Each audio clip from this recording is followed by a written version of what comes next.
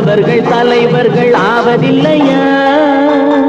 மானம் பெரியதென்று வாழும் மனிதர்களை மான் என்று சொல்வதில்லையா?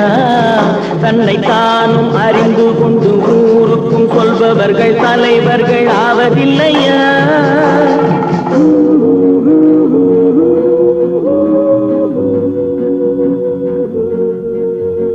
உன்னை அறிந்தால் நீ உன்னை அறிந்தால் உலகத்தில் போராடலாம்.